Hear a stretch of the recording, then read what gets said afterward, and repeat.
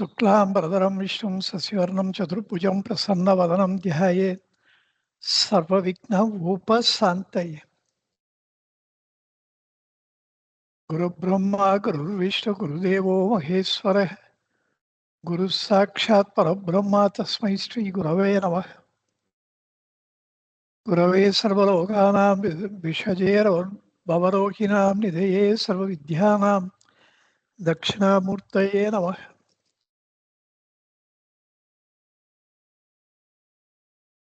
திருச்சிற்றம்பலம். அவலோகனத்தால் அடியோங்கள் அடிப்புன்குழில்கள் அழிவித்து தவலாவாய்மை தற்பதமே தயவாய் தந்தான் வேங்கடவன் கவலோம் அவல கடலழுந்தோம் ஐயாரெய்தோம் கண்கலுழோம் சிவலோகத்து சேர்ந்தின்பம் துய்த்து செம்மாந்திருப்போமே. செம்மாந்திருக்கும் மெய்ஞான செல்வ பெருமான் செழுங்கமல அம்மானடியே சிந்திக்கும் செல்வம் உடையீர் குச்சிதமாம் பொய்மாயத்தை புறம்போக்கி போதச் சுடராம் வெங்கடன்னல் அம்மானருளால் முக்தி பேரடைவே அடைவோம் வாரீரே. வாராவிருந்தாவலி வந்து மனத்தே புகுந்தென் மடமதியை ஆறாமுதாய் அறப்புசித்தான் ஆன்மநாதன் வேங்கடவன் சீரா செல்வ செழுங்கழலே சிந்தி துலகை பண்டமாய் பாராதொழித்து பரமபதம் குறித்து பயணப்படுவோமே.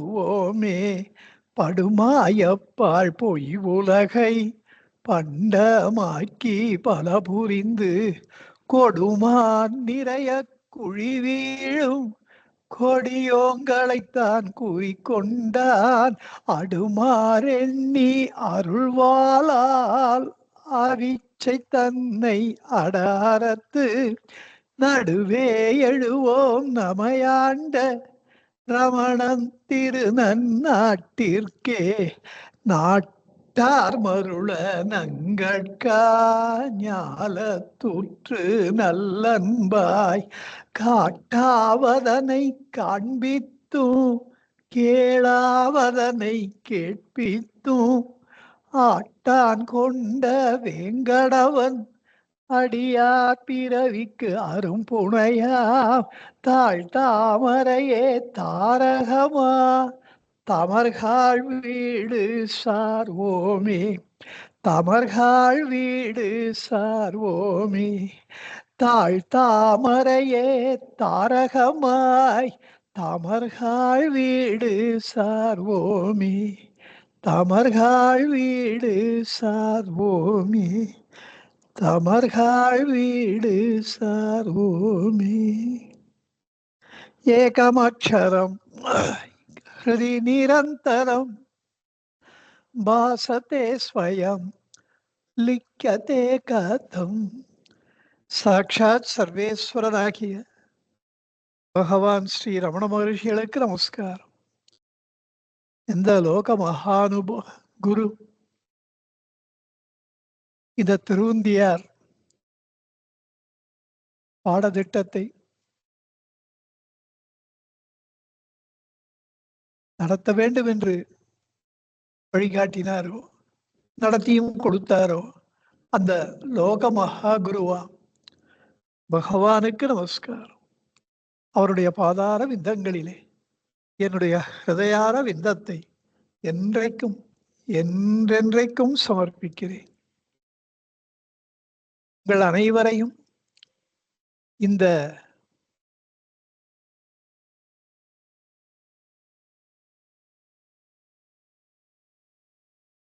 திருவுந்தியார் பாடத்திட்டத்தின் கீழ் 20வது வகுப்புக்கு அன்போடு வரவேற்கிறேன். இன்றைக்கு மகாபாரதத்தை பற்றி உங்கள் அனைவரையும் பேச அழைக்கிறேன். முதல்ல யார் பேசுறதா இருக்கீங்க? நீங்க அன்மியூட் பண்ணிட்டு பேசலாம்.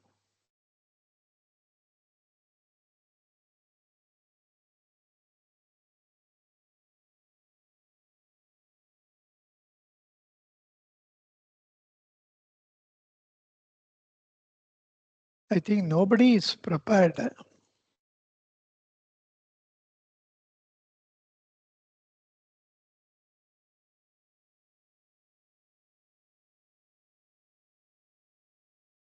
முதல்ல இந்த மகாபாரதத்தை பற்றி ஒரு பொதுவான கருத்துக்கள் அதை பார்க்கலாம்.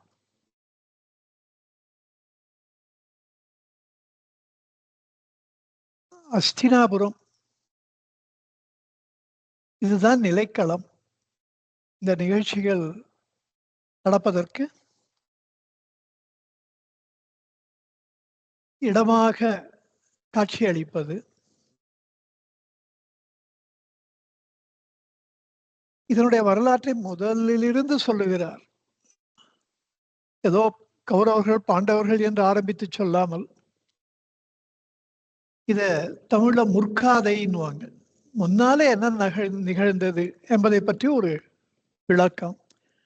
வியாச பகவான் அப்படிப்பட்ட ஒரு விளக்கம் அவசியம் என்று கருதி இருக்கிறார். முதல்ல மகாராஜா சந்தனு, கங்காதேவி அவரை மணந்து கொள்ளுகிறார். அப்போ அவர் சொல்ற ஒரே ஒரு கேட்கிற ஒரு வாக்குறுதி, நான் என்ன பண்ணாலும் எனக்கு கேள்வி கேட்கக்கூடாது. அப்போ மகாராஜாவுக்கு இவ பிறக்கிற குழந்தையெல்லாம் கங்கை ஆற்றுல விட போறான்னு தெரியாது. அப்படி 7 குழந்தைகளை அவள் நதியிலே விட்டு விடுகிறாள். இவருக்கு மனசு ரொம்ப கஷ்டமாயிடுறது. 8வது குழந்தைய விடும்போது தடுக்கிறார். தடுக்கிறதுனால அவன் நான் இனிமே அவன் கூட இருக்க மாட்டேன் அப்படின்னு அவள் சென்று விடுகிறாள். கொடுத்த வாக்கை மீறி விட்டீர்கள். ஆனால் இந்த 8வது அஷ்டவசுக்களிலே 8வது நபர், இவருக்கு பெயரை தேவவிரதம் என்று பெயர் சூட்டி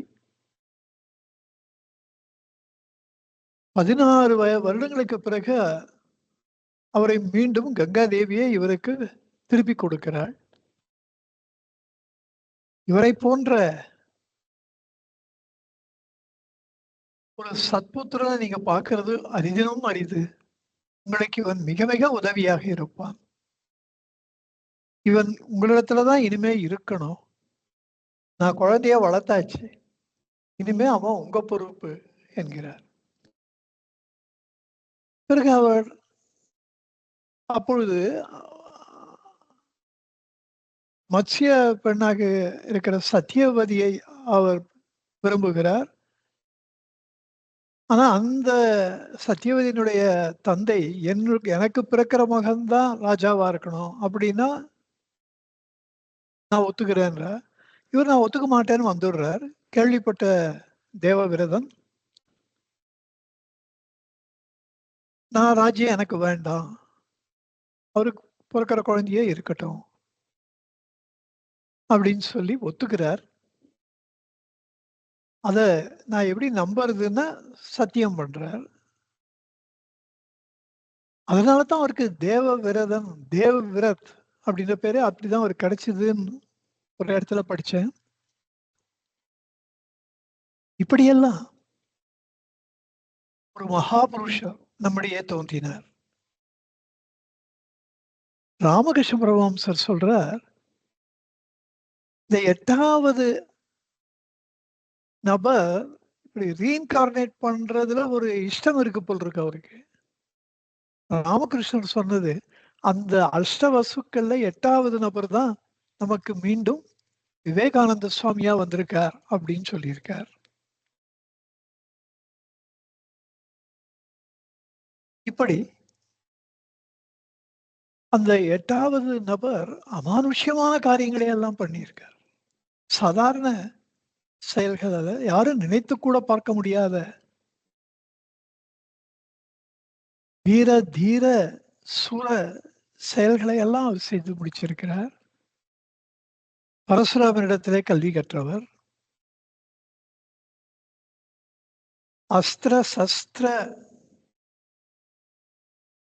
நிபுணத்துவத்துல அவருக்கு தெரியாதே கிடையாது. மகாபலவான்.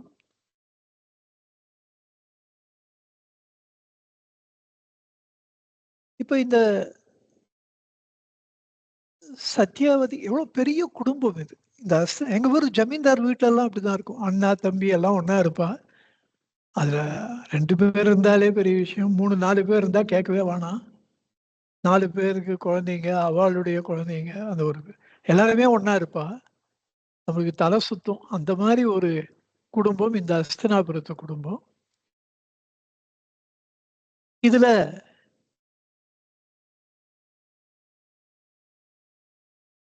விசித்திர வீரியன், சித்ராங்கதன் 2 பேரு. இதுல சித்ராங்கதன் காட்டுக்கு வேட்டையாடி போய் உயிரை இழக்கிறான்.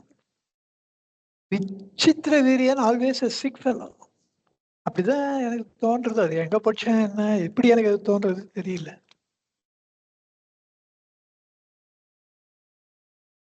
இவனா போய் தைரியமா ராஜாங்கத்தை நிர்வாகம் பண்ணதா சரித்திரமே கிடையாது.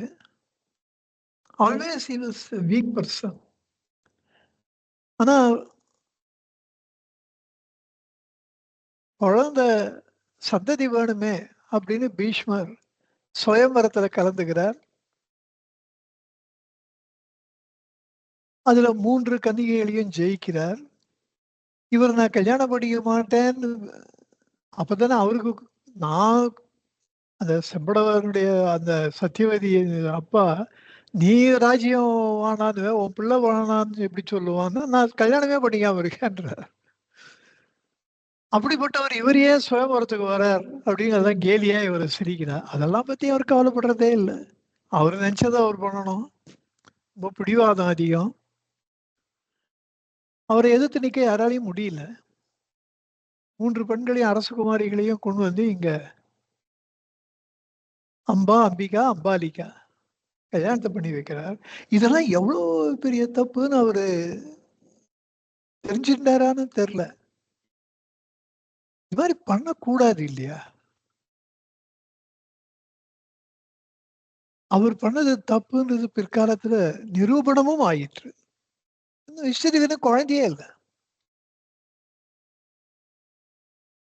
அப்ப சத்தியவதி முதல் மகன் வேதவியாசர், அவர் பராசர முனிவருக்கு சத்தியவதி இடத்திலே பிறந்தவர். Now you will have an idea how loose society was. இப்ப நம்ம கற்பு எல்லாம் பெருசா பேசுறோம், அது ரொம்ப பெருசா மதிக்கிறோம். ஐ திங்க் இந்த திருக்குறள் வந்த அப்புறம்தான் சமுதாயமே ஒரு பெரிய மாற்றத்தை அடைஞ்சதோன்னு எனக்கு ஒரு சந்தேகம் உண்டு.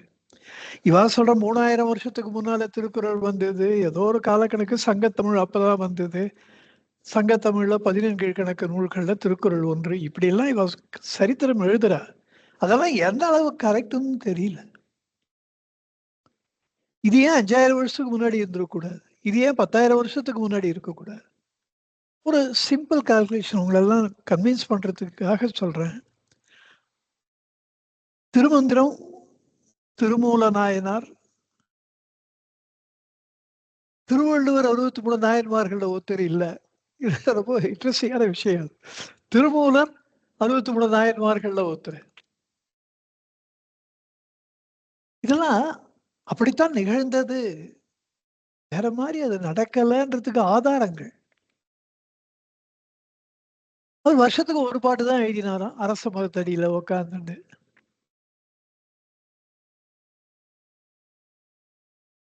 திருவாவடுதுறையில 3000 வருஷம் எழுதியிருக்காரு. ஏன்னா 3000 பாட்டு இருக்கு அதுல.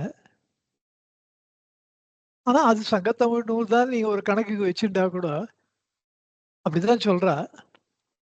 3000 வருஷத்துல அது பூர்த்தி ஆயிருக்கு. அப்ப 6000 வருஷத்துக்கு முன்னாடி அதை ஆரம்பிச்சிருக்கணும்.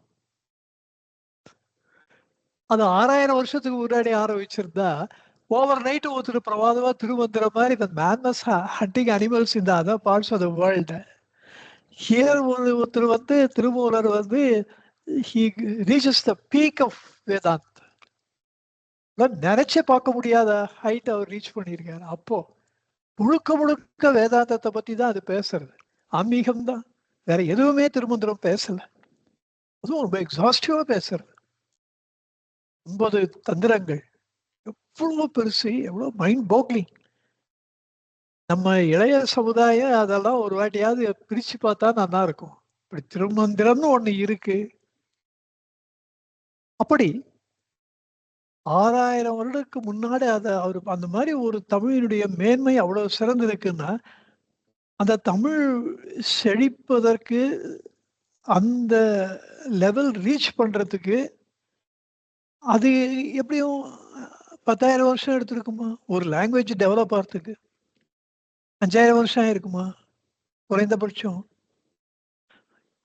அளவு கடந்த அது எவ்வளவோ பேருடைய கான்ட்ரிபியூஷன்னால தமிழ் மொழி செழித்து வளர்ந்தது. அதனால தான் அதை இன்னைக்கு உலகத்திலேயே மிக மிக பழமையான மொழின்னு கொண்டாடுகின்றார்கள் ஆராய்ச்சியாளர்கள், நூல் மொழி வல்லுநர்கள். உலகத்துல மிக பழமையான மொழின்னு கருதப்படுபவை 6: Greek and Latin, Chinese Mandarin, Hebrew ஜூஸ்து, சமஸ்கிருதம். எங்க சார் கோச்சுவார், நான் சமஸ்கிருதம்னு, அது இன்னும் அந்த பழக்கம் வருது, சம்ஸ்கிருதம்னு சொல்லுங்க. நான் எவ்ரி டைம் தப்பு பண்ணும்போது நான் 1 வருஷம் 2 வருஷம் 3 வருஷம் பொறுத்து எப்பாவது தப்பு பண்ணா கூட ஞாபகமா திருத்துவார். இட் இஸ் சம்ஸ்கிருதம் கிருத். அத சம்ஸ்கிருதம் நன்றாக செய்யப்பட்டது. கிருத்துனா செய்யறது, அதை நன்னா செஞ்சு வச்ச மொழி அது. அது ஏன் அதுக்கு சார்கிட்ட நான் டிஸ்கஸ் பண்ணேன், அது ஏன் அதுக்கு பேர் வந்து நன்றாக செய்து வைக்கப்பட்ட மொழி அப்படின்ற பேர் ஏன் சார் வந்திருக்கணும்னு. ஏன் உங்களுக்கு தான் தோன்றது? அவர் அப்படிதான் கேட்பாரு. அவர் யோசிக்கிறத விட நீங்க தான் யோசிச்சு வச்சிருப்பீங்க. முதல்ல அதை சொல்லுங்க, அது சரியா இருக்கா நான் பாக்குறேன். யோசிச்சு சொல்றேன் தான் சொல்ல, சரியா இருக்க பாக்குறேன்னு சொல்ல மாட்டேன். அது யோசிச்சு பார்க்கலாம், நீங்க உங்களுக்கு என்ன தோன்றது அப்படின்னு. எனக்கு வந்து தமிழ் மொழியில கணம் அப்படின்றோம், கனமிகு. இப்போ கவர்னர் ஆளுநர்லாம் கனமிகு, மேன்மை மிகுந்த. கணம்னா மேன்மை. அதே கணிதம்னா கா. இந்த டிஃபரன்ஸ் எப்படி தமிழ்ல வந்தது? துணித்தல் ஆட்டோமேட்டிக்கா கூ வருது. அவன் நல்ல குணவான் அப்படின்னா கு வருது. ஏன் வருது அப்படி? தமிழ்ல இருக்கிற சம்வத்சரங்கள்னா வருடங்கள் 60 வருடம் இருக்கு. அத்தனையும் சமஸ்கிருதத்துல தான் பேர் எழுதி வச்சு, பேர் எல்லாம் சமஸ்கிருதத்துல இருக்கு. திருவண்ணாமலை போனா அருணாச்சலேஸ்வரர்னு அவருக்கு சமஸ்கிருத பேர் தான் முதல்ல வருது. தமிழ்ல தனியா பேர் இருக்கு, அண்ணாமலையார்னு இருக்கு. அங்க அபீத குசாம்பாள் அப்படின்னா இங்க தமிழ்ல உண்ணாமலையம்மன் இருக்கு. விருதாச்சலம் போங்க, விருதாச்சலேஸ்வரர். விருதான்னா வயசானவர், பழமையானவர். அச்சலம்னா மலை. அதனால தமிழ்ல பழமலைநாதர் அப்படின்றார்.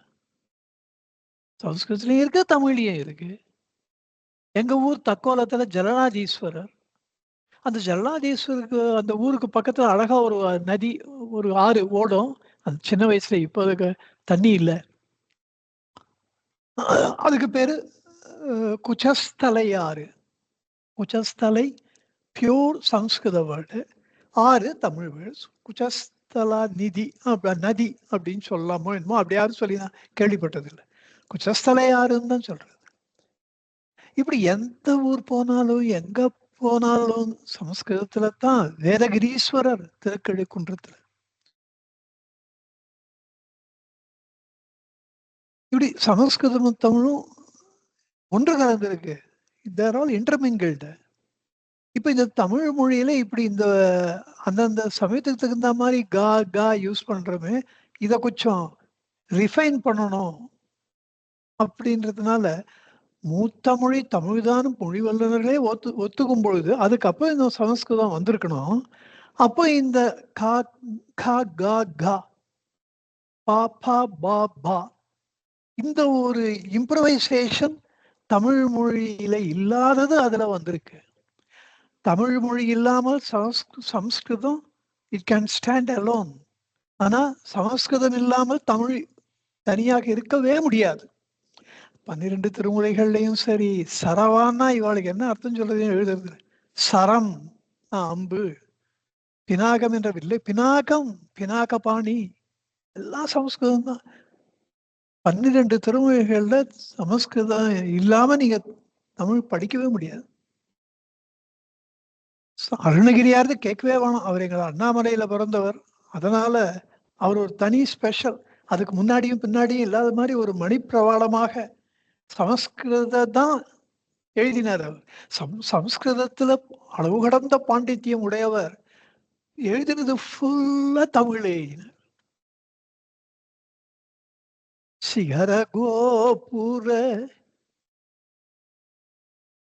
ரத்னமண் மகர தோரண சிகர கோபுர ரத்னாலங்கிருத மகர தோரண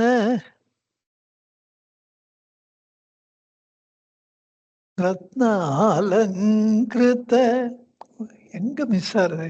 சிகர கோபுர சித்திர மண்டப மகர தோரண ரத்ன அலங்கிருத திரிசிராமலை அப்பர் வணங்கிய பெருமாளே. இந்த அப்பர் வணங்கிய பெருமாளே தமிழ், மீதி எல்லாம் சான்ஸ்கிரிட். சிகரம், கோபுரம், சித்திரம், மண்டபம், மண்டபம், மகரம், தோரணம், ரத்னம், அலங்கிருதம் அத்தனையும் திருசிரஸ் என்ற அசுரனால் பிரதிஷ்டை பண்ணப்பட்டு அவனால் வழிபடப்பட்ட லிங்கம் தான் அங்க தாய்மானவ சுவாமி திருச்சியில உச்சி என்ன சொல்றது, மலை உச்சி ராக் ஃபோர்ட்ன்ற மலைக்கோட்டை அதுல இருக்கிறாரு. அந்த சிரம்ன்றது சமஸ்கிருத பாட்டு தான். திருனா 3, திருசிரஸ் மலை, திருசிராமலை.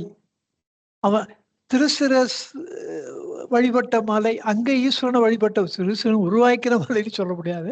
அங்க அந்த கோயிலை கட்டியிருப்பான், லிங்கத்தை பிரதர்ஷனம் பண்ணியிருப்பான். அந்த அசுரனுடைய பேர்ல அது திருசிராமலை. திருச்சிரா பள்ளினா மக்கள் வாழ்கின்ற இடம். பள்ளிக்கரணை நிறைய பள்ளி இருக்கும். மக்களே இல்லாத ஊரை பள்ளின்னு சொல்ல மாட்டான். இங்க திருச்சியில மலைக்கோட்டையில கீழே மக்கள் வாழ்ந்து பழமையான ஒரு ஊரா அது இருந்ததினாலே அதுக்கு திருசிரா பள்ளி, திருசிரஸ் பள்ளி. அது பேரே சமஸ்கிருத பேர் தான். அது திருச்சிராப்பள்ளி தமிழ்ல. அப்புறம் திருச்சின்னு அவன் இங்கிலீஷ்காரமா அவனுக்கு வாயில வரல, அதனால அவன் திருச்சின்னுட்டான். எப்போ தஞ்சாவூர்னு வராதோ அவன் டாஞ்சூர்ந்துவான். இந்தியா ஃபுல்லா அது மாதிரி வாக்கு. நல்ல வேலை இப்போ எல்லாத்தையும் பழைய பேரை வைக்கிறதுன்ற ஒரு நல்ல புத்தி தோணி இந்தியா ஃபுல்லா அது திருப்பியும் மாத்துறா. பாம்பேன்றத மும்பைன்னு மாத்துறா. அங்க போய் பாம்பேன்னு இப்ப சொல்லி பாருங்க, கோவம் வந்துடும். திஸ் இஸ் மும்பை அப்படின்னு. அப்படி சமஸ்கிருதம் இல்லாமல் தமிழ் இல்லை. அது ஏன்னா தமிழ் மொழியினுடைய ஒரு ஒரு இம்ப்ரூவ்மெண்டா தான் நான் சான்ஸ்கிரிட்டை பார்க்கிறேன். எங்க சார் இது ரொம்ப ரீசனபிளா தான் இருக்கு ஆர்குமெண்ட்.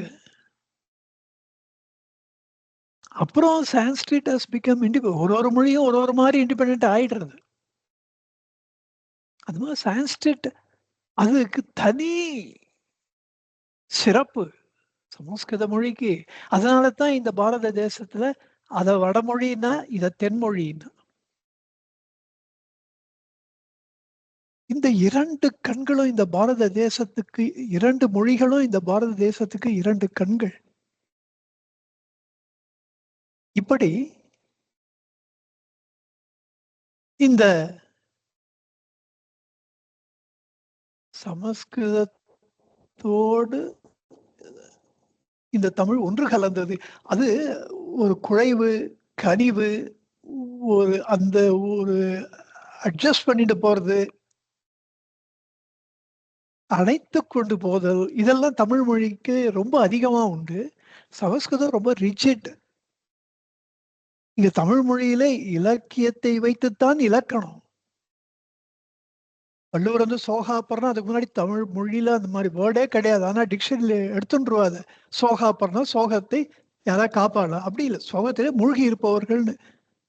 அவர் இன்னும் அவர் மனசுல நாகாப்பர்ன்றதுக்கும் சோகாப்பர்ன்னு வச்சுட்டாரு. அவர் வாயில வந்துடுத்து அதனால அது இட் பிகம்ஸ் அ வேர்ட்.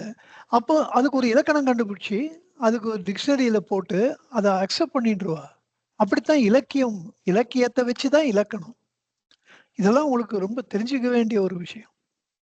இதிலிருந்து இந்த சமஸ்கிருதத்துல வந்து ரொம்ப ரிஜிட். மகாகவி காளிதாசன் பாட்டு எழுதினா கூட அவர் அந்த இலக்கணத்த மீற முடியாது. Can't violate. இலக்கணத்த வச்சு தான் இலக்கியம். இப்படி இந்த வடமொழியும், தென்மொழியும் பெருசா இருக்கு. இந்தியா ஃபுல்லா இருக்கு. இது தென்னிந்தியா ஃபுல்லா தமிழ் டாமினேட் பண்றது. ஆ வட இந்தியா ஃபுல்லா சமஸ்கிருதம் பண்றது. குஜராத்தியோ, ராஜஸ்தானியோ, மராத்தியோ, ஹிந்தியோ எந்த இது எவ்வளோ பாஷைகள் இருக்கு. எல்லாத்துக்கும் சமஸ்கிருத வேர்ட்ஸ் தான் ஆதாரமா இருக்கு.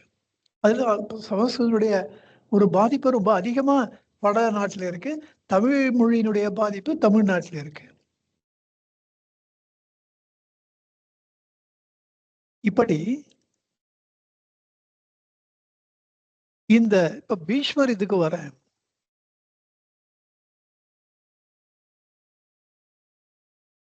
அப்படித்தான் மகாபாரதம்ன்ற பெரிய நூல வில்லிபுத்தூரார் தமிழ்ல பண்ணார். தமிழுக்கும் சமஸ்கிருதத்துக்கும் அவ்வளவு ஒரு க்ளோஸ் கனெக்ஷன்ஸ் இருக்கு. இந்த இன்னொன்னும் இருக்கு. பிரம்மதேவர் தான் திருவள்ளுவரா அவதரித்தார்ன்னு திருவள்ளுவ மாலையில 4வது பாடல் சொல்றது. இந்த பாடல சொன்னா டைம் ஆயிடும். உக்ர பெருவழுதியார். உக்ர, உக்ரம் பியூர் சமஸ்கிருத வேர்ட். பெருவழுதியார் தமிழ். அவர் பேரு உக்ர பெருவழுதியார். அவர் தமிழ். திருவள்ளுவர் தான் பிரம்மதேவரா அவதரித்தார் என்றார். 28வது பாட்டுல காவிரி பூம்பட்டினத்து காரிக்கண்ணனார். அவரும் அதே மாதிரி சொல்றார். பிரம்மதேவர் தான் திருவள்ளுவரா வந்தார் என்றார். எதுக்கு? வேதங்களை படைத்த பிரம்மதேவன் அந்த வேதங்களுக்கு அடி வேதங்கள் அடிப்படையாக இருப்பது இந்த சனாதன தர்மத்துக்கு. இந்த சனாதன தர்மத்தை பாதுகாப்பதற்காக, அதை எழுப்புவதற்காக வேதங்களை படைத்த பிரம்மதேவர் தமிழ் மொழியில பிறந்து அந்த சனாதன தர்மத்தை காப்பாற்றுவதற்காக இந்த திருக்குறளை இயற்றினார்.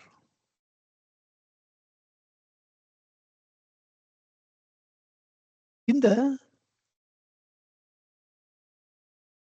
பிரம்மதேவ் தான் திருவள்ளுவராக மீண்டும் அவதரித்திருக்கிறார் என்பது இப்ப இன்னும் 8 கோடி தமிழர்கள் இருக்கிறதா சொல்ற. 7 கோடி தமிழர்கள் தமிழ்நாட்டிலையும் 1 கோடி தமிழர்கள் வெளிநாட்டிலையும் இருக்கிறதா. குறைந்தபட்சம் 6 கோடி 7 கோடி மக்களுக்கு கூட இந்த உண்மை தெரிஞ்சிருக்காது. எந்த வேத வியாசர் இந்த வேதங்களை உருவாக்கல. உருவாக்கியவர் பிரம்மா. அதை கிளாசிஃபை பண்ணவர் வேதவியாசர்.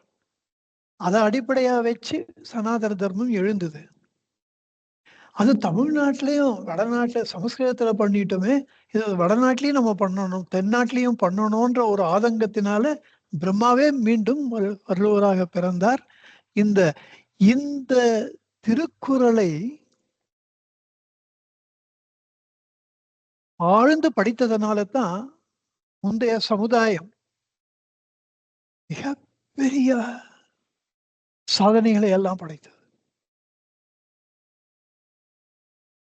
இந்த பீஷ்மர் வந்து எவ்வளவோ படிச்சிருக்கார். திருக்குறள் படிக்கணும்ன்ற அவசியம் இல்லை. ஆனா அவருக்கு ஏன் இந்த ஒரு தர்மம் பிடிபடலைன்னு தெரியல. அது சீரியஸா அவருடைய வாழ்க்கையில பார்க்கிறோம். எங்க கிரக்ஸ் ஆஃப் த மேட்டர் வருதோ, அங்க ஒரு டோட்டலா அவர் கோட்டை விடுறத பார்க்குறோம். அதுக்கு என்னமோ 1000 ஜஸ்டிஃபிகேஷன் பண்றார். அதெல்லாம் நானே ரொம்ப தீவிரமா படிச்சேன்னா, கன்வின்ஸ் ஆயிடுவேன் பயந்துட்டு நான் சில சமயம் படிக்க கூட மாட்டேன். அப்புறம் கொஞ்சம் கொஞ்சமா படிப்பேன்.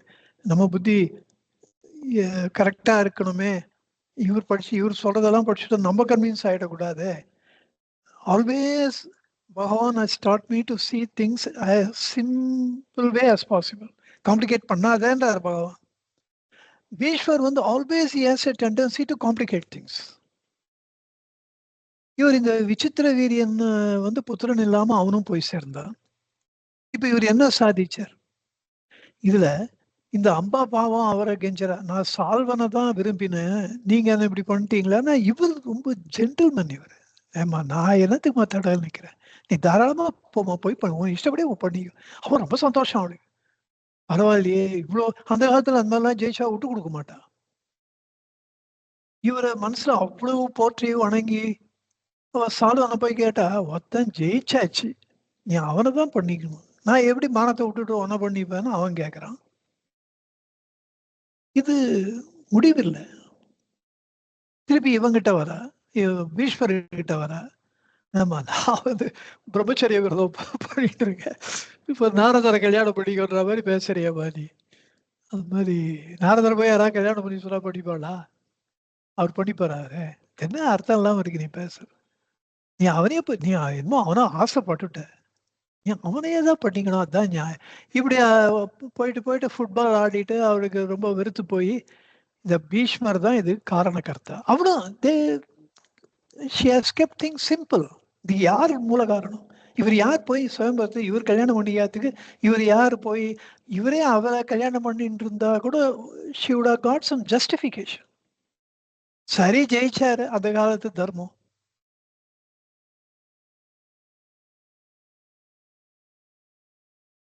அந்த காலத்துல இந்த கற்புன்றது வந்து அவ்வளோ பெருசா மதிக்கப்படல. அந்த இப்போ சத்தியவதிக்கு பிறந்த வேதவியாசம் பராசர முனிவருக்கு பிறந்தவர். ஆனா பாரதத்துல இதெல்லாம் ஜஸ்டிஃபை பண்ணப்படுகின்றது. அவர் வேதவியாசர் இந்த உலகத்துக்கு கிடைக்கணும். And there cannot be a better justification. வேதவியாசர் மாதிரி ஒருத்தர் உங்களுக்கு கிடைப்பாருன்னா, such a marriage is sanctified by such a son. அதுவும் தோன்றது. பட் இப்படி எல்லாம் தான் அந்த காலம் இருந்திருக்கு. You cannot analyze according to your present 20th 21st century standards. Parasara முனிவர் எவ்வளவு பெரியவர். ஒரு இந்த லோகக்ஷேமத்துக்காக இந்த காரியத்தை பண்ணிட்டு, இதுதான் ஒரு ஞானி வந்து என்ன காரியம் பண்ணாலும் that selfishness is not there. He wanted to do something good to the world. ஒரு வேதவியாசரை கொடுக்கணும்னு அந்த காரியம் முடிஞ்ச உடனே அவர் போயிடுறார். This girl was left high and dry. It so happens Chandru வந்து பார்த்துட்டு எனக்கு பிடிக்கிறதுன்றான். சந்தனுக்கும் இதெல்லாம் தெரியாமையா பண்ணிக்கிறான். இப்படி ஒரு காலம் அந்த காலத்துல இருந்திருக்கு. அப்புறம் தான் அதெல்லாம் ரொம்ப கிறிஸ்டலைஸ் ஆயிருக்கு, கான்கிரீட் ஆயிருக்கு. சாஸ்டிட்டின்றது ரொம்ப பெரிய விஷயமா இருக்கு. அதுக்காக கொலை பண்ண போற அளவு கோபம் வருது. தனி மனித ஒழுக்கம்ன்றது ஒண்ணு இல்லைன்னா இந்த வாழ்க்கையில அர்த்தமே இல்லை. தனி மனித ஒழுக்கம்ன்றது இந்த லூஸ் மாரல்ஸ் மட்டும் இல்லை. லஞ்சம் வாங்குறது, பொய் சொல்றது, ஒரு சுச்சுவேஷனை மேனேஜ் பண்றது, ஒரு டிப்ளமேட்டா இருக்கிறது, எதை சொல்லி ஏமாத்த போறோமோ அதை வெளிப்படுத்திக்காம வேற வார்த்தைகள்ல சொல்லி ஏமாத்துறது, கேட்டா நான் அப்படித்தானே சொன்னேன்றது, எல்லாமே தனி மனித ஒழுக்கத்துல அடிபட்டு போகும். தனி மனித ஒழுக்கம் அல்ல. பீஷ்மர் வந்து அந்த விரதத்தை கடைபிடித்தார்.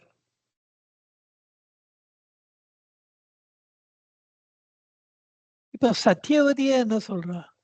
வியாசரை கூப்பிட்டு ரஜோ உற்பத்தி இந்த ராஜ்யத்தை காப்பாத்துறதுக்கு நீங்க ஏதாவது நீ தான்ப்பா பண்ணணும்னு he takes it as a command of the mother. அன்னை சொல் மிக்க மந்திரம் இல்லைன்னா அதை அப்படியே இம்ப்ளிமெண்ட் பண்ற. இது விபரீதமா இருக்கு. இருந்தாலும் that is the way it has happened on those days. அதனால தான் எந்த ஒரு விஷயத்த மகாபாரதத்துல எடுத்தாலும் தலை சுத்தும்.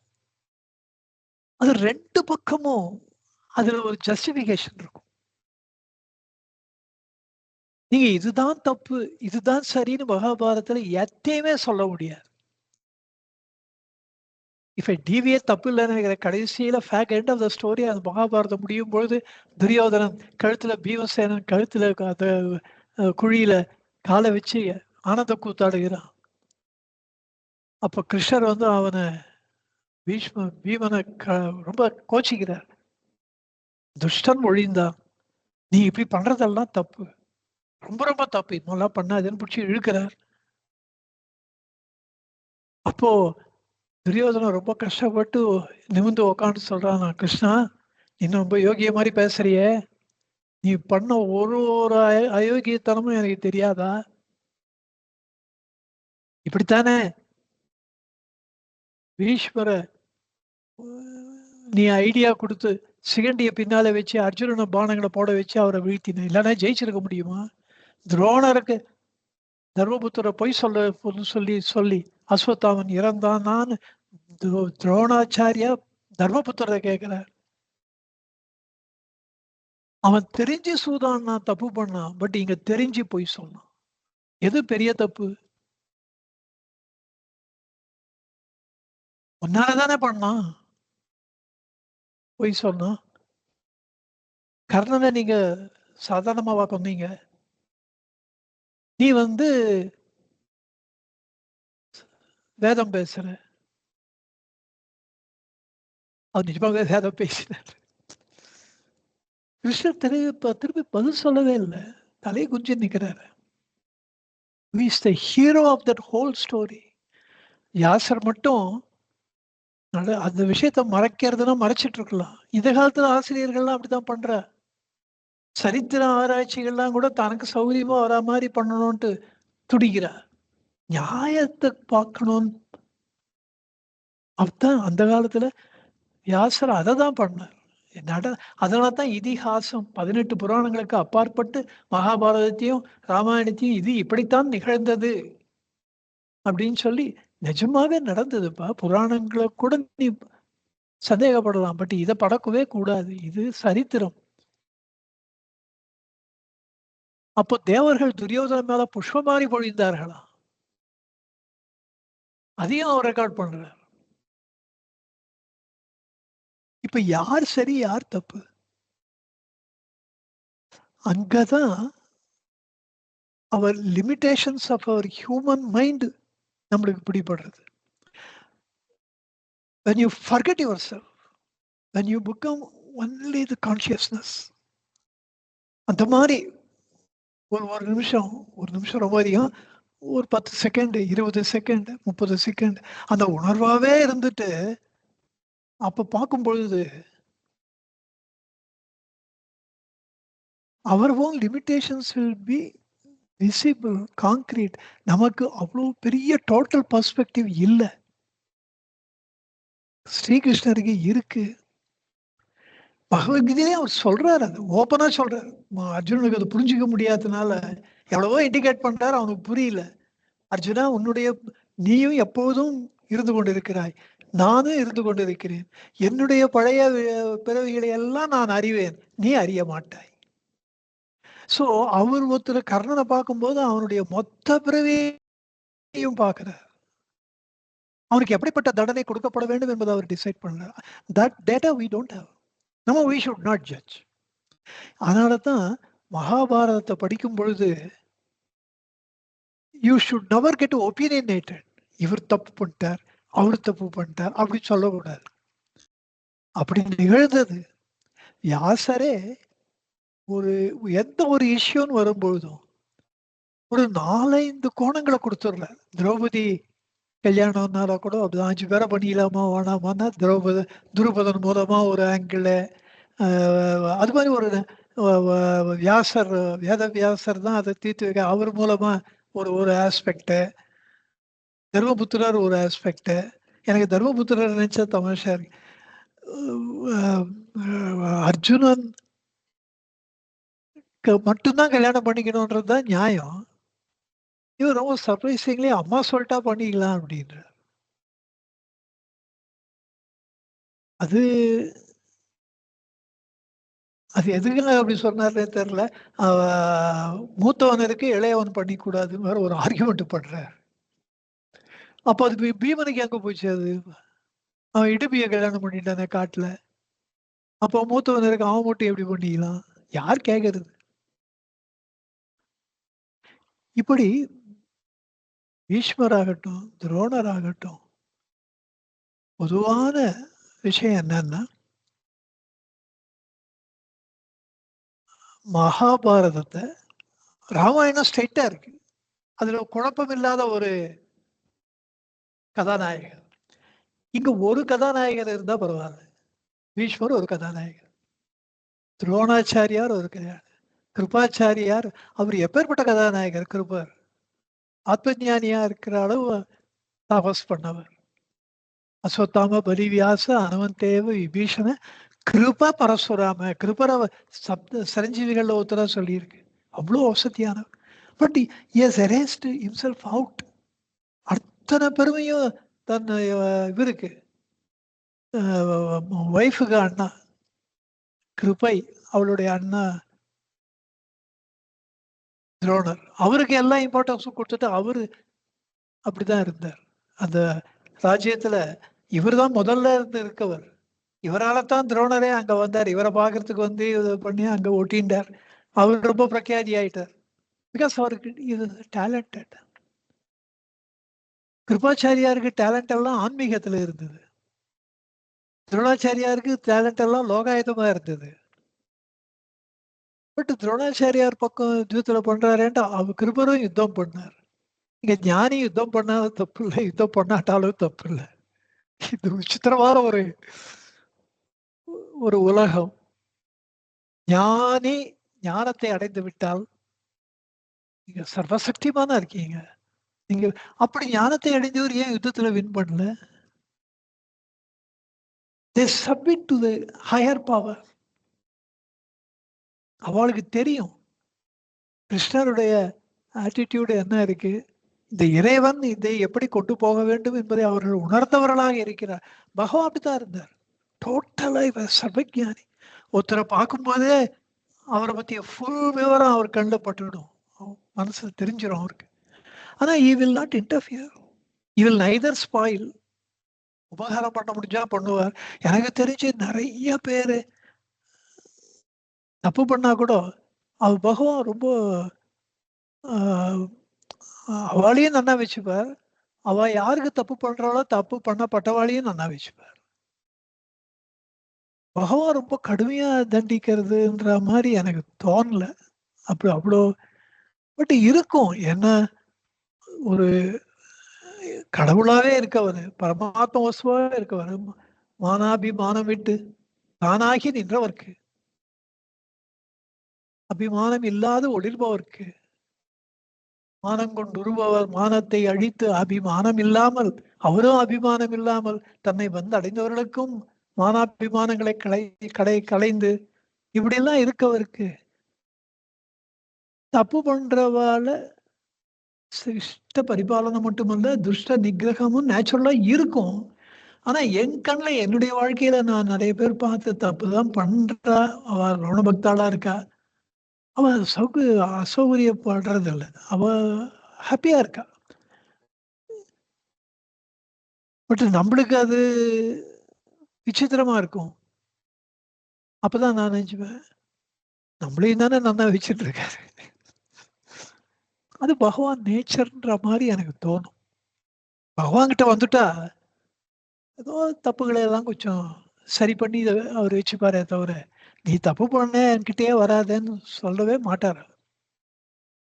நம்ம அவரை விடக்கூடாதுன்றதுக்கு அவர் நம்மளை விட பிரயாசங்கள் கொஞ்சம் அதிகமாவே எடுத்துப்பார். நான் இருக்கேன்னு காமிப்பார். நம்ம அவர் மேல நம்பிக்கை வரும்படியா பண்ணுவார். ஸ்ரீகிருஷ்ணரும் அப்படித்தான் இருந்திருக்கார். ஆனா எஸ் டேக்கன் ஒரு definite stand. Because other side of the people are so bad. அவளை திருத்தவே முடியாது. சகுனியையும் கர்ணனையும் துரியோதனையும் துச்சாசனம் எப்படிப்பட்டவன்? மகா ஆக்ரோஷத்தோட யுத்த பூமியா நடுங்கி போயிருக்கு அவனை பார்த்து.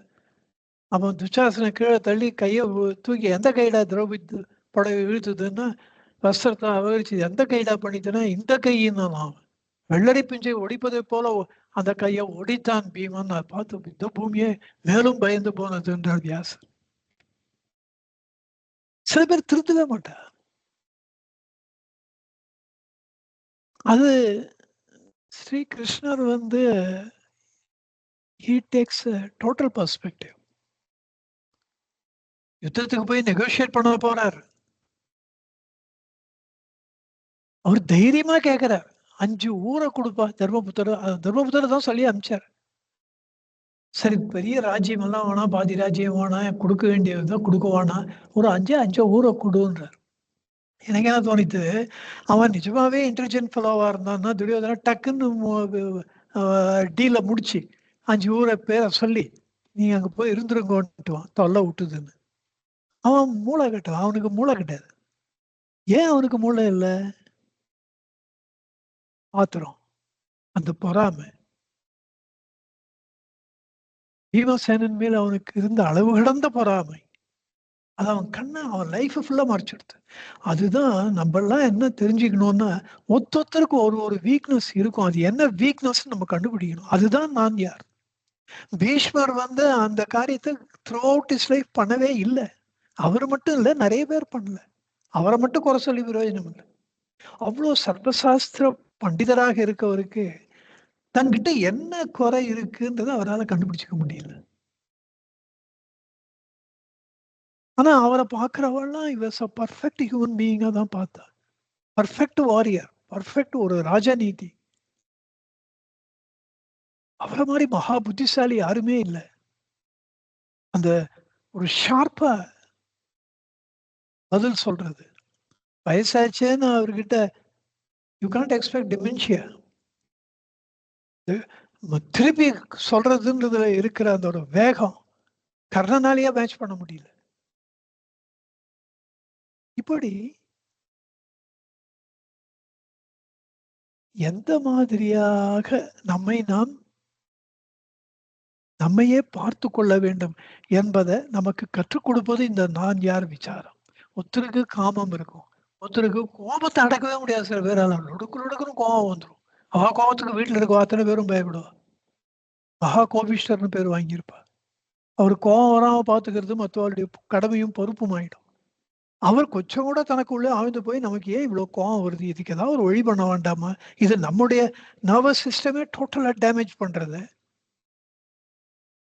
விஸ்வாமித்திரர் கண்டுபிடிச்சுட்டார். அவருக்கு மகா கோபக்காரர். ஆனா அவர் இந்த தன்னாராய்ச்சி பண்ணி தன்னை பத்தி எப்ப பார்த்தாலும் அவரு தனக்கு உள்ள ஆழ்ந்து போய் கடைசியில பிரம்ம ரிஷி ஆயிட்டார். அதனாலதான் அவரால் ஆக முடிஞ்சு. அது எல்லாராலையும் ஆக முடியும். அவர் ஒரு ராஜாவா இருந்து மகா கோபதாபங்களோட இருந்து, அதுவும் மகா கோபிஷ்டரா இருந்து கொண்டு மூக்கு நுனியில கோபம் இருக்கு அவருக்கும் துர்வாசருக்கும். துர்வாசர்லாம் ரொம்ப லோயர் லெவல். லோயர் லெவல்னா அவரும் நல்ல பெரிய ரிஷி தான். இருந்தாலும் விஸ்வாமித்திரர் மாதிரி கிடையாது. விஸ்வாமித்திர பர்சனாலிட்டி ரொம்ப ரொம்ப பெருசு.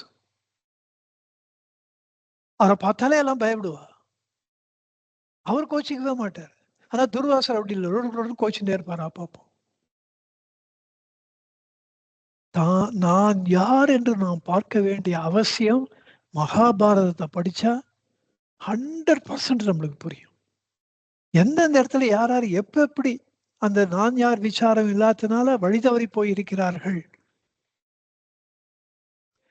எனக்கு ஒரு ஆசை உண்டு, அவ்வளவு ஆசையை பண்ண முடியும். மகாபாரதத்தையே வேதாந்த பர்ஸ்பெக்டிவ்ல ஒண்ணு எழுதணும். அந்த மாதிரி ஒரு நோக்கத்துல இது வரைக்கும் யாரும் எழுதியிருக்கா மாதிரி தெரியல. சோ எழுதியிருக்காரு, அதையும் படிச்சு பார்த்துருக்கேன். அந்த காலத்துல அது படிச்சு 20, 25, 30 வந்தப்போ படிச்ச துக்ளக்ல வந்தப்போ படிச்சது. அவரும் பிரில்லியன்ட் அனாலிசிஸ். பட் அவருக்கு என்னமோ அந்த வேதாந்த பெர்ஸ்பெக்டிவ் வந்திருந்தாருன்னா நல்லா இருந்திருக்கும். ஒருத்தருக்கும் ஒரு விட்ட வழி.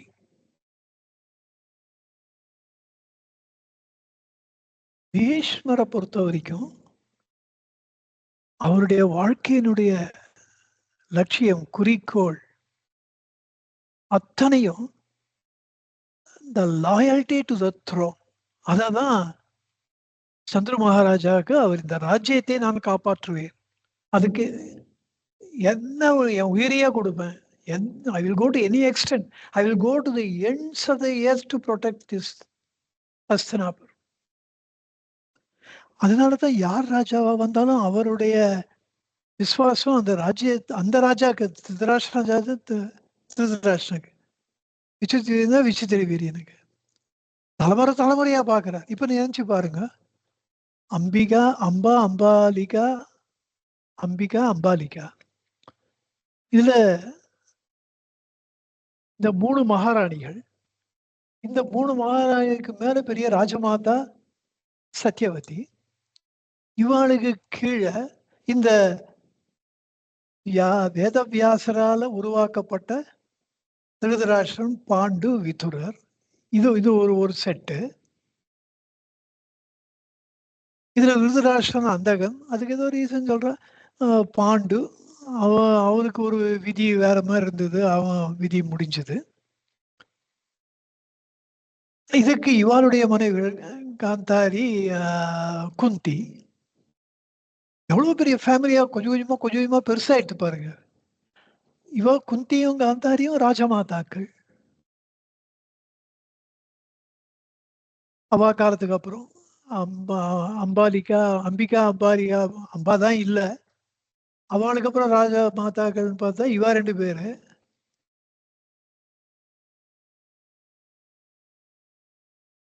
வியாசரே சொல்லிடுற சத்தியவதி, இனிமே இந்த ராஜ்யத்துல இருக்காதமா, நீ போயிடுமா, இனிமே கஷ்டம்தான் வரப்போறது.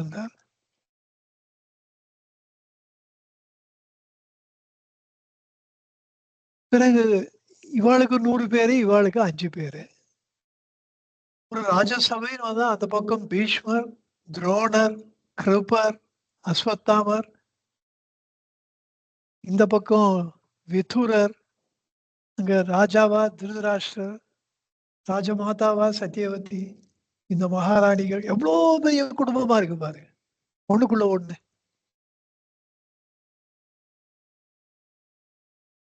இதுல காந்தாரி மாதிரி ஒரு கற்புக்கரசி பார்க்க முடியுமா?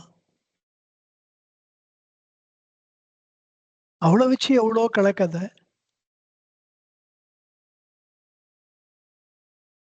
அவன் தேகத்தை வஜ்ரமாக்கிறதுக்கு பிறந்த மேனியா போனா காந்தாரி பார்த்துட்டா, அம்மா பார்த்தா என்ன பெரிய, அம்மா பார்த்துட்டா அவனுக்கு வஜ்ர தேகம் ஆயிடும் அப்படின்னா, கிருஷ்ணர் போய் நடுவில் என்னப்பா இப்படிதான் போட, தப்பு பண்ணாதப்பா, ஒரு இடுப்புக்காக துண்டை கட்டின்னு போனா அந்த தொட வீக் ஆயிடுத்து. உடனே பீமா அதை அடிச்சான், அவனை வதம் பண்ண முடிஞ்சது.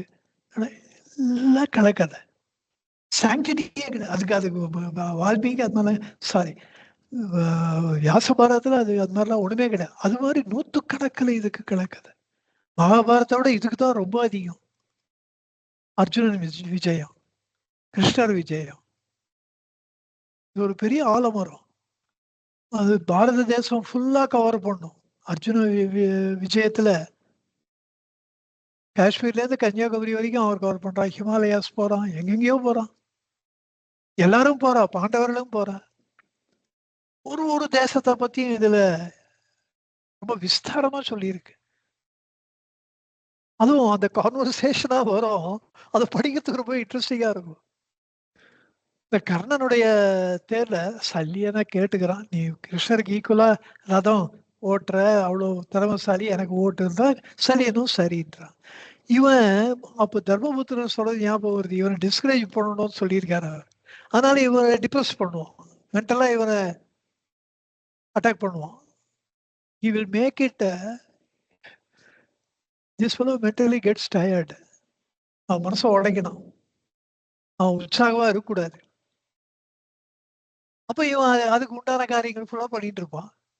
உன்னால ஜெயிக்கவே முடியாது, என்னவோ கற்பனையில இருக்கு. ஒரு வாட்டியாவது நீ ஜெயிச்சிருக்கியா? விராட தேசத்துல பண்ணியா? இல்ல கந்தர்வனோட சண்டை போட்ட போது தோத்துட்டு ஓடி போய் வந்தியா கந்தர்வன் கிட்ட? அப்ப அர்ஜுனன் தானே ஜெயிச்சான், நீ என்னத்த ஜெயிச்ச? நீ போற இடத்துல அர்ஜுனன் கூட போட்டிட்ட இடத்துல எல்லாத்தையும் தோத்துட்டு உதவாயும் தான் வந்துருங்க.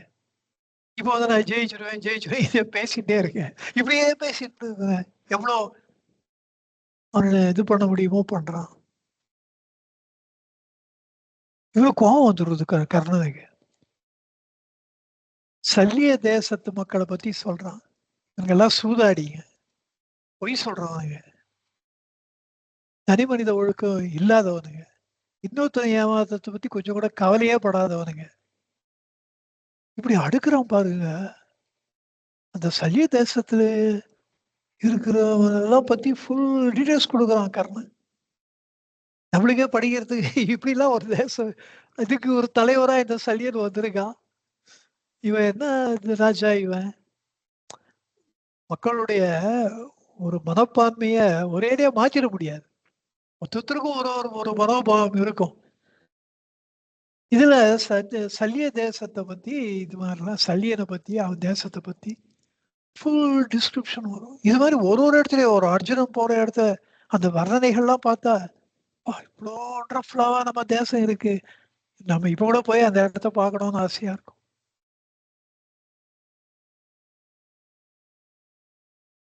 மகாபாரதத்துல ஏகப்பட்ட ஹீரோக்கள் முன்னாடியே சொல்லியிருக்கேன்.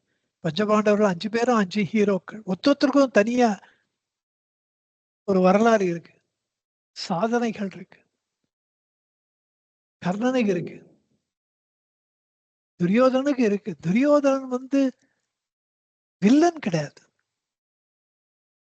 அவன் ராஜ்ய பரிபாலம் எல்லாம் ரொம்ப பர்ஃபெக்டா தான் பண்ணான். பாண்டவர்கள் 12 வருஷம் காட்டுக்கு போனப்போ அவன் அற்புதமான ஒரு ஆட்சியை கொடுத்தான். அவன் கோபமெல்லாம் பீமன் மேலதான். அதுதான் அவன் புத்தியை கெடுத்ததே தவிர, always he wanted to have an upper hand. இத்தனைக்கும் தர்மபுத்திரரோட ஒரு வயசு சின்னவன்.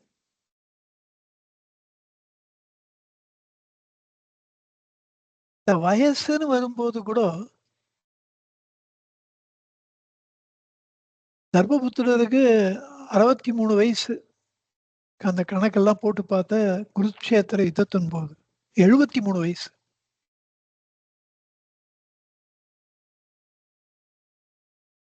அவரோட துரியோதனன் ஒரு வயசு சின்னவன், பீமசேனன் 2 வயசு சின்னவன், அர்ஜுனன் 3 வயசு சின்னவன், நகுல சகாதேவர்கள் 5 வயசு சின்னவன், கர்ணன் இவாளுக்கெல்லாம் மூத்தவன். அப்போ he must be around 75, 76 or 77. இந்த ஏஜ் கணக்கெல்லாம் நீங்க பாத்தீங்கன்னா ஆச்சரியப்படுவீங்க. அவள்லாம் சினிமால இப்பெல்லாம் காமிக்கும் போது ஒரு 40 வயது யாரெல்லாம் ரொம்ப திடகாத்திரமா காமிப்பா. அப்படி இல்லை அவளுடைய ரியல் ஏஜ். அவளுக்கு கிருஷ்ணருக்கு வந்து 80 வயசு குருட்சேத்திர யுத்தத்தும் போது.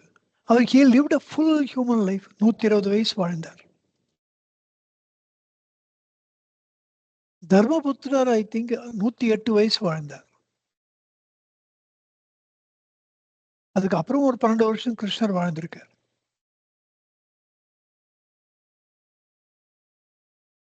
இவெல்லாம் அந்த காலத்துல அவ்வளவு திடகாத்திரமா இருந்திருக்கா. அந்த 60 இயர்ஸ் ஆர் 70 இயர்ஸ்ன்றது வந்து 120 வருஷத்துக்கு கம்பேர் பண்ணும்போது அதுதான் மிடில் ஏஜ். இப்போ 40 வயசுன்னு நம்ம நினைச்சிருக்கோம், இப்பவே அப்படிதான் ஆயிடுது. 80 வயசுக்கு அப்புறம் தான், அந்த 85 வயசுல தான் முதுமை எட்டி பார்க்கறது. நான் 40 வயசு எனக்கு இருக்கும், 60 வயசுனா ரொம்ப பெரிய வயசு. எனக்கே 60 வயசு ஆகும்போது 80 வயசு தான் பெரிய வயசு. எனக்கே 80 வயசு ஆச்சுனாக்கா 90 வயசு தான் முதுமை எட்டி பார்க்கணும்னு நினைக்கிறேன். ஸோ ஸ்லோவா the human life will go up. அது it is something inevitable. With all these medical advances and other things, human life will go back to that 120 years. அதனால ஒரு இந்த ஞானத்தமிழ் கற்றுக் கொடுக்கும் போது இந்த எண்ணம் வரும். நம்ம 20 வயசுல சொல்லிக் கொடுக்குறோம், இப்படித்தான் நீ வாழ்க்கையை நீ அமைச்சுக்கணும், இப்படித்தான் நீ திங்க் பண்ணணும், இதெல்லாம் தான் நியாயமான நேர்மையான சிந்தனைகள், அதெல்லாம் இருக்கணும், இதுக்காக நம்ம பாடுபடணும். இது another 80 years it is going to be with him, 70 years it is going to be with him. You can imagine how much the human life. வியாதிகள்லாம் கண்டிப்பா குறையும். எப்போ குறையும்? You must give up this bad food habits. அது இந்த modern world நமக்கு சுத்தி இருக்கிறது ஃபுல்லா பேட் ஃபுட் தான். எதுவுமே நல்ல ஃபுட்டே என் கண்ணுக்கு தெரிஞ்சு படல. காஃபி, டீனா பேட் தான். ஏலட்ட ட்ரிங்க்ஸ், இந்த கோகோ கோலா, பெப்சி எல்லாம் தொடக்கூடாது. ஐஸ்கிரீம் தொடக்கூடாது. சாக்லேட்ஸ் தொடக்கூடாது. சாட் ஐட்டம்ஸ் தொடக்கூடாது. இந்த பேல்பூரி, பானிபூரி, இந்த பூரி எது தொடவே நினைச்சே பார்க்கக்கூடாது. பாஸ்தா, பர்கர், பீட்சா இதுக்கு ₹500 ₹600 ஆர்டர் கொடுத்து வேற வாங்கி சாப்பிடுறது. இதெல்லாம் தான் ஹார்ட் அட்டாக் வருது. ஹார்ட் அட்டாக் திடீர்னு இப்ப நிறைய ப்ரெவலண்டா இருக்கு. அந்த காலத்துல மகாபாரத காலத்துல எப்படி ஹெல்த்தியா இருந்தா இந்த மாதிரி ஃபுட் எல்லாம் கிடையாது. அப்போ ஆயில் ரிச்சா கிடையாது. கோகனட் ஆயில் அவ்வளோ நல்லது. அது கேரளா போய் பாருங்க, அவள்லாம் எப்படி ஹெல்த்தியா இருக்கா இந்த காலத்துல கூட. கோகனட் ஆயில் தான். கோகனட் ஆயில் வந்து தாய்ப்பால் மாதிரி. தேங்காய் தேங்காய் எண்ணெய். நல்ல எண்ணெய்ன்னு ஏன் பேர் வச்சா, தட் இஸ் லீஸ்ட் ஹார்ம்ஃபுல். அதுவும் ஹார்ம்ஃபுல் தான். Least harmful to the heart. மற்ற எண்ணெய் எல்லாம் வேணாப்பா, இந்த நல்ல எண்ணெயா கொஞ்சம் சேர்த்துக்கோ பரவாயில்ல. ஏதோ டேஸ்ட் வேணும்னு ரொம்ப சாப்பிடாது. எத்த தொட்டாலும் ஸ்வீட்ஸ் எல்லாம், மில்க் ஸ்வீட்ஸ் எல்லாம் பேட் ஃபுட். ரசமலாய், அந்த மலாய், இந்த மலாய், அது இது. நீங்க பாலை திரிச்சிங்கன்னா என்ன திரட்டு பால்னுவா. That is very difficult to digest. இவ்வளோ மோசமான ஃபுட்டுனால தான் நம்ம ஹெல்த் ஸ்பாயில். இது எல்லாத்தையும் அவாய்ட் பண்ணிட்டு உப்பை குறைச்சி, ஆயிலை குறைச்சி, சர்க்கரை இல்லாம. சர்க்கரைலாம் வேஸ்ட், அதெல்லாம் சாப்பிட வேண்டிய அவசியமே இல்லை. ஏதோ ஒரு இப்போ நம்ம யூஸ் பண்ற 100%ல ஒரு 5% நம்ம ஒரு ஆத்ம திருப்திக்கு போடலாம். அது கூட அதான் யூ கேன் ஆட் ஹனி. அதுவும் லிட்டில் பிட். நிறைய ஹனி சாப்பிட்டா சுகர் வரும். அது ரொம்ப ஸ்ட்ராங் ஹனி. பட் ஹார்ட்டுக்கு நல்லது. You should use it as a medicine. லைட்டா கூடிய வரைக்கும் ஃபாஸ்டிங். அட்லீஸ்ட் வாரத்துக்கு ஒரு நாளாவது ஃபாஸ்டிங். அட்லீஸ்ட் ஒரு 12 ஹவர்ஸாவது ஃபாஸ்டிங். மார்னிங் 6லேருந்து ஈவினிங் 6 வரைக்கும். வாரத்துக்கு ஒரு நாளாவது அட்லீஸ்ட். ஏகாதசின்னு ஏன் வச்சா 24 மணி நேரம் வச்சா அது இந்த காலத்துக்கு கொஞ்சம் டஃப்பாக இருக்கலாம். அசிடிட்டி வந்துடும்ன்ற சில பேருக்கு. அட்லீஸ்ட் மார்னிங் 6 மணிலேருந்து ஈவினிங் 6 மணின்றது இட் ஷுட் பி பாசிபிள். 5 மணி அட்லீஸ்ட் 4 மணி வரைக்குமாவது. 4 o'clock you can break it with lemon juice. ஏதாவது ஒரு பழம் சாப்பிடலாம். Should be possible. Health is something totally important. இதெல்லாம் நம்ம ஞான தமிழ்ல ஃபுட் ஹேபிட்ஸு,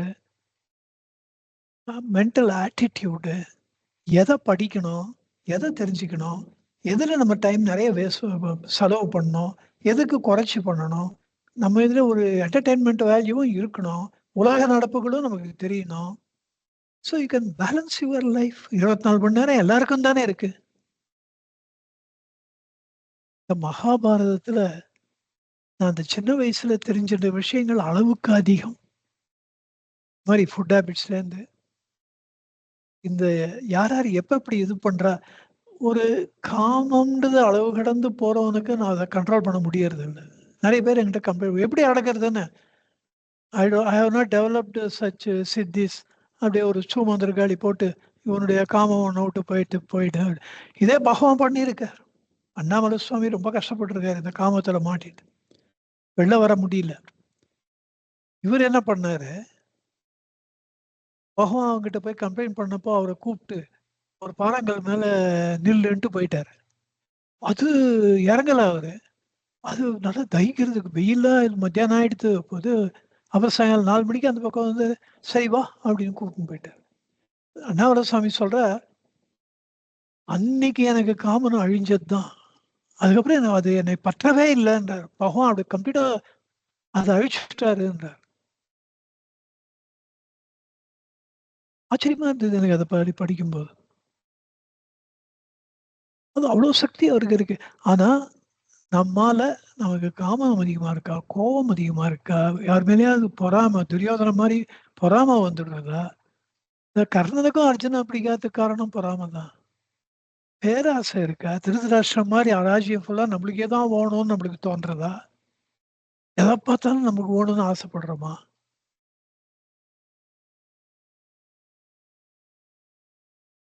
மதம், கர்வம் இருக்கா? நான் தான் கிரேட்டுன்றது இருக்கா? மாச்சரியம்ன்றது தான் பொறாம. உலோபியா இருப்பா, கருமியா இருப்பா சில பேர். காரணம் இல்லாம இந்த கருமித்தனம் இருக்கே, அதை விட ஒரு பரிதாபத்திற்குரிய மனிதனை உலகத்துல பார்க்கவே முடியாது. அவனும் அனுபவிக்க மாட்டான். அனுபவிக்கிறவனையும் விடமாட்டான். அழுக்கு வேஷ்டி போட்டுப்பான். ஏதாவது துவைக்கிறதுன்னா துவைக்க மாட்டான். எத்த தொட்டாலும் காசு கணக்கு பார்ப்பான். வீட்ல ஒரு வடை சாப்பிட்டா கூட இது ஹோட்டல்ல சாப்பிட்டுருந்தா இது ரூ. 15ன்னு கணக்கு பண்ணுவான். இந்த மாரியான விஷயங்கள் எல்லாம் சகுனி மாரி நயவஞ்சகம். இதுல இன்னொரு வேடிக்கை என்னன்னா, இந்த மகாபாரதத்த நான் பார்த்து எல்லாருமே நல்லவாளாவும் இருக்கா, எல்லாருமே கெட்டவாளாவும் இருக்கா. அந்த ஈவில் அண்ட் குட் அது ஒரு மிக்ஸரா தான் இருக்கு எல்லார்கிட்டயும். கர்ணன்கிட்டயும் நெறைய நல்ல குணங்கள் இருக்கு. நான் இன்ஃபாக்ட் உங்ககிட்டலாம் நான் அதுதான் எதிர்பார்த்தேன். ஒரு ஒரு கேரக்டர் எடுத்து நீங்க அனலைஸ் பண்ணுவீங்கன்னு எதிர்பார்த்தேன். பார்த்தா ச சகுனி கிட்ட தான் ஒரு அறியாமைய பார்க்குறேன். அவங்க சகுனி கிட்ட எனக்கு என்னமோ பெருசா புத்திசாலித்தனமெல்லாம் தெரியல. அவன் கெட்டிக்காரன் சூதாட்டத்துல ஒரு கன்னிங்னஸ் பார்க்குறேன். மிஸ்கைட் பண்றது பார்க்குறேன். ஆனா, நம்ம துரியோதனன மிஸ்கைட் பண்ணிட்டு இருக்கோமான்றது அவனுக்கு தெரியாத பார்க்குறேன். துச்சாசனம் மாரி மூர்க்கம். பிளைண்டா ஒரு மூர்க்கம். உன்ன நினைச்சு விட்டா தான் பிடிச்ச முயலுக்கு 3 காலுன்னு. இத்தனைக்கும் அந்த 100 பிரதர்ஸ்ல விகர்ணன்ற ஒருத்தன் ரொம்ப அறிவுபூர்வமா, நியாயமா, நேர்மையா பேசுறவனையும் பார்க்குறேன். Absolutely fair and just. நியாயத்தை சபையில எடுத்து இத்தனைக்கும் தான் தான் எல்லாரையும் விட சின்னவன்னு பயப்படாம பேசினத பார்க்குறேன். கிருஷ்ணர் மாரி ஒருத்தர் எந்த சமயத்துக்கு எத பேசணும், அவர்கிட்ட கத்துண்டதெல்லாம் குறைச்சு பேசணும். சும்மா பேசக்கூடாது. ஏதோ இது மாரி லெக்சர் பண்றோம் different. But day to day வாழ்க்கையில பேச்ச குறைச்சுக்கணும். எத பேசணுமோ அது மட்டும் தான் பேசணும். பேசும்பொழுது கமிட்மெண்ட் குடுத்தோம்னா, அது நிறைவேத்தும்படியான கமிட்மெண்ட்டா பேசணும். முடியாத காரியத்த பேசக்கூடாது. இன்னொருத்தர பத்தி அனாவசியமா கிருஷ்ணர் பேசி நான் பார்த்ததே இல்ல. அவர்கிட்ட நம்ம தெரிஞ்சுக்க வேண்டிய விஷயங்கள் அபரிமிதமா இருக்கு. தர்மபுத்திரர்கிட்டயே கத்துக்கிறதுக்கு நெறைய இருக்கு. Arjunan is such a supremely intelligent fellow. பகவத்கீதைய ஒழுங்கா படிச்சா போதும். அர்ஜுனன புரிஞ்சு என்ன அற்புதமான கேள்விகள்லாம் அவன் கேட்கிறான். ரொம்ப ரொம்ப புத்திசாலி. சகாதேவன் கேட்க வேணாம் ஞானி. இதுல ஒரு தனி செட்டு சிசுபாலன், அதிவக்ரன், அப்ப இந்த துரியோதனன், துச்சாசனன், கம்சன், ஜராசந்தன் இது ஒரு தனி செட்டு. இதுல ஒரு மிக்சர் துருபதன். நல்லவனுக்கு நல்லவன், கெட்டவனுக்கு கெட்டவன். பட் அவன் பாண்டவாளோட அவன் வந்து பாண்டவாளோட அர்ஜுனன் எனக்கு மாப்பிள்ளையா வேணும்னு எப்போ அவன் ஆசைப்பட்டானோ, ஆனா துரோணருக்கு அவன் துரோகம் பண்ணான். ஸோ நல்லதும் கெட்டதும் கலந்துதான் இருக்கு. அப்ப நம்ம கடமை என்ன? ரஜோ தமோ குணங்களை நம்முடைய ஆளுகைக்கு கொண்டு வரணும். இந்த ரஜோ குணத்தினால தான் கோபதாபங்கள், குரோதம், துவேஷம் எல்லாம் வருது. அது கம்மியாணும். தமஸ் சோம்பேறித்தனம், ஒரு வேலைய இப்ப பண்ணுனா நாளைக்கு பார்த்துக்கலான்றது. அது டோட்டலா காலம் தவறாமைன்றத வள்ளுவர்கிட்ட தான் கத்துக்கணும். ஒரு ஞானம் கருதினும் கைகூடும்.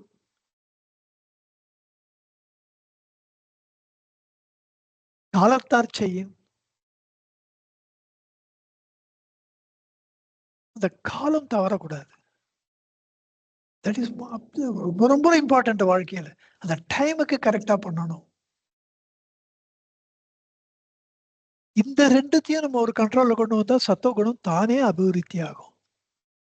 பிரம்மனிஷ்டையில நாட்டம் வரும். பெரியவர்களிடத்துல மரியாதை வரும். நியாயம், நேர்மை எல்லாம் மனசுல அதிகமாக கோலோச்சும். கொஞ்சமா மனசு பியூர் ஆகும். இந்த அறுவகை, இந்த காமாதி, காம, மோக, லோப, குரோத, மத, மாச்சரியங்கள் கொஞ்சமா போய் கடைசியில இல்லாமையே போகும். இதுக்குத்தான் இந்த மனித வாழ்க்கை நமக்கு கொடுக்கப்பட்டிருக்குது. இதுதான் மகாபாரதத்தினுடைய தத்துவம். மகாபாரதத்தை கொஞ்சமா படிக்கணும். குறைந்தபட்சம் ராஜாஜியினுடைய அந்த மகாபாரதம், முன்னாடி வியாசர் விருந்துன்னு வந்தது. அந்த மகாபாரதம் குறைந்தபட்சம் அதையாவது படிக்கணும். பெருசு எல்லாம் படிச்சா நல்லதுதான். ஒரு வாழ்க்கையில ஒரு லாங் டேர்ம் பிளானிங் வச்சுக்கணும். டெய்லி ஒரு 1/2 hour மகாபாரதம் படிக்கிறேன்னு வச்சுக்கணும். டெய்லி ஒரு திருக்குறள் படிக்கிறேன். இந்த வருஷம் ஃபுல்லா மகாபாரதம் படிக்கிறேன். அடுத்த வருஷம் ஃபுல்லா திருக்குறளை படிச்சா நல்லா தரவா you will become an expert இந்த பர்டிகுலர் லிட்ரேச்சர். அதெல்லாம் அதாவது ஞாபகத்துக்கு வரும். அதெல்லாம் தவிர அவர் personality will change combined with நான் யார். நான் யார் நம்முடைய வாழ்க்கையினுடைய நூலா இருக்கணும். இந்த எல்லா விதமான நம்முடைய தாட்ஸ் எல்லாம் கோக்குற நூல், ஒரு நார். நான் யாரா இருக்கணும். நான் யாருக்கு கண்டிப்பா டெய்லி டைம் கொஞ்சம் அலாட் பண்ணணும். மனதை அமைதிப்படுத்துவதுன்றது தான் நான் யார். நான் யாருன்னு கேள்வி கேட்கறது இல்லை. எண்ணங்கள் இல்லாம கொஞ்சம் உட்காந்துருக்கணும். இதுக்கு ஒரு 5 நிமிஷமாவது டைம் அலாட் பண்ணணும். கொஞ்சமாவது இன்க்ரீஸ் ஆச்சுன்னா we should enjoy it. But literature சர்வேன்னு பாருங்க, படிப்புன்றது படிக்கிறதுக்கு எவ்வளோ நல்ல விஷயங்கள் தமிழ்ல இருக்கு. மகாபாரதம், ராமாயணம், அது அப்புறம் சங்க தமிழ் நூல்கள்ல நாலடியார், நான்மணிக்கடிகை, சிறுபஞ்சமூலம், அறநெறி சாரம், ஏலாதி, இன்னா 40, இனிவை 40, இதெல்லாம் பியூர் நல்ல நல்வழி. ஔவையாருடைய நல்வழி, ஆத்திச்சுடி, கொன்றை வேந்தன், இதெல்லாம் ஆத்திச்சுடி எடுத்தா ஒரே 2 நாள்ல முடிச்சுடலாம். But you must have a long term program. சன்னதி முறை நான் முருகனார் பாடல்கள் 30,000 பாடல்கள் நான் 18 வருஷம் படிக்கணும்னா it's a long term project. HV sir கிட்ட நான் ஸ்டூடெண்டா போன அப்புறம் எனக்கு உள்ள நிகழ்ந்த ஒரு பெரிய மாற்றம், I am able to handle long term projects. அதுக்கு பொறுமை, அதுக்கு உண்டான ஒரு அமைதி மனசுல, இதெல்லாம் தான் வாழ்க்கையில நம்ம கத்துக்கொள்ள வேண்டியது. இதுக்காகத்தான் நம்ம மகாபாரதம் படிக்கிறோம். இன்னும் சொல்றதுக்கு நிறைய விஷயம் இருக்கு. ஆனா நேரம் கடந்து விட்டது. அதனால நம்ம வாழ்க்கையில இதுவரைக்கும் நான் சொன்னதை நீங்க கேட்டா கூட என்ன பண்ணணும்ன்றதுக்கு உங்களுக்கு ஐடியா. மகாபாரதம் படிக்கிறதுன்னா எதுக்காக படிக்கிறோம்? திருக்குறள் படிக்கணும்னா எதுக்காக படிக்கிறோம்? இதை நீங்க மனசுல வாங்கிட்டு அதை கொஞ்சம் இம்ப்ளிமெண்ட் பண்ணி ultimately after 3 years 4 years you will see a definite transformation. ஒரு மாற்றம். அது பகவான்கிட்ட நம்ம வந்திருக்கோன்றதுக்கு உண்டான ஒரு மாற்றம் விசிபிளா உங்களுக்கு தெரியும். வாழ்க்கையில அமைதி கூடும். அந்த அமைதியே சுகமாக மாறும். இந்த மனித வாழ்க்கை என்பது வித் ஆல் இட்ஸ் அன்சர்டனிட்டி எப்போ வேணா கொலாப்ஸ் ஆகும். பட் நம்ம ஸ்டேபிளா இருக்கும். வாழ்க்கை கொலாப்ஸ் ஆகட்டுமே, நம்ம ஸ்டேபிளா இருக்கிறத யாரும் நிறுத்த முடியாது. இப்ப நம்மளே ஸ்டேபிள் இல்லைன்னாலும் வாழ்க்கை எவ்வளவு ஸ்டேபிளா இருந்தாலும் பிரயோஜனம் இல்லை.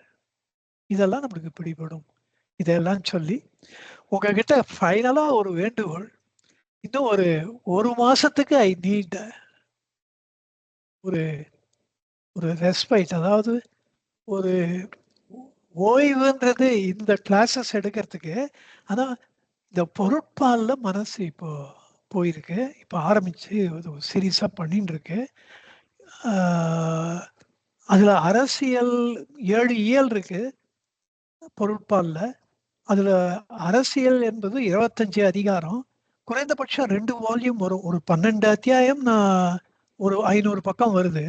ஒரு ஒரு அத்தியாயத்துக்கு 40 பக்கம்னு வச்சிருந்தா கூட நான் 12 × 4 480 பக்கம் 500 பக்கம் வரும். இந்த பொருட்பால்ல அரசியல 25 அதிகாரத்தை முதல்ல முடிச்சிடணும்.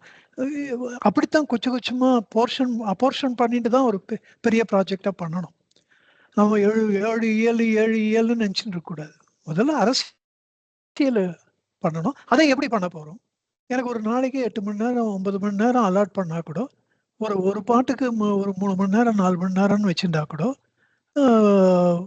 ஒரு